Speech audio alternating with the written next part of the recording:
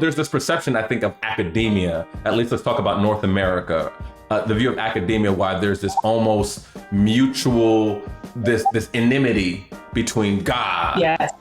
and this empirical, data driven, piece. I felt that in going to a liberal arts institution, it was that you felt the sense of like, this is some antagonism, and so one, how did just your faith impact how you taught, how you treated? Because some people will view it's an issue of excellence and like, that's it, and just do this well. Some people say, no, it actually informs the way I do things. How did you bring the ministry into your work in an environment that people many often perceive is not welcome for faith?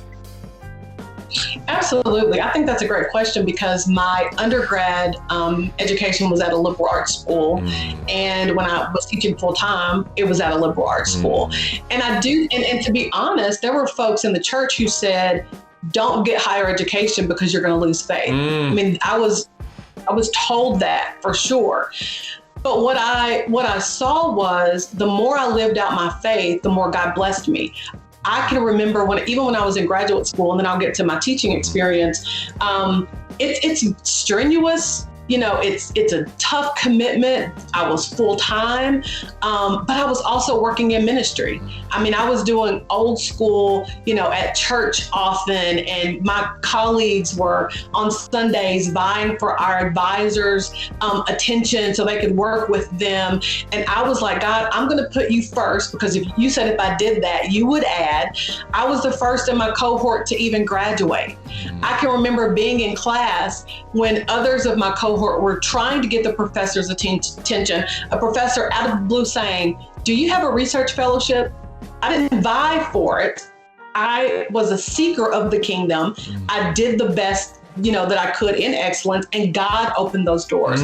So if you fast forward to when I as a teacher, as a professor, I do think that there are individuals who approach their life and their life's work as if Christianity and education, academia are at odds. And for them, that becomes true.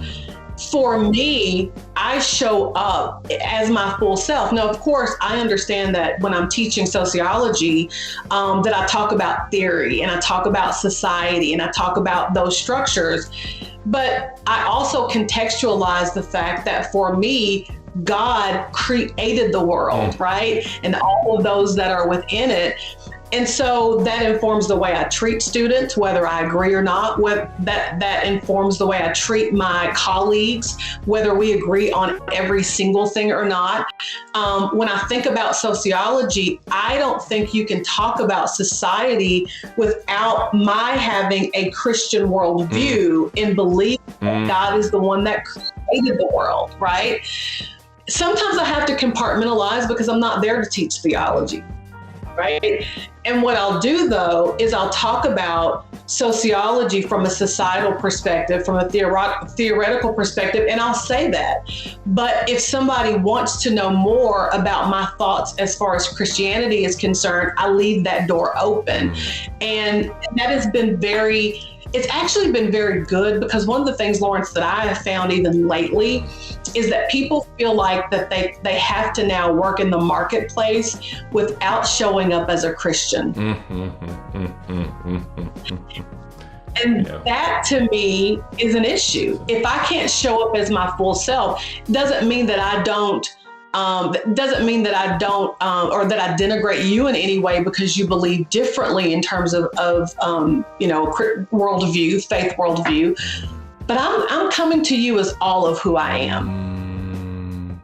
And I think my doing that invites other people to do the same. It's flipping, I think, and I would even say, not to call it a trend, but I would say that it's one of the talking points of our time of, my truth, my full self. But it's almost flipping on its head to say, well, that also includes, my faith and all the things that I bring to bear. There's been this conversation, I think, on the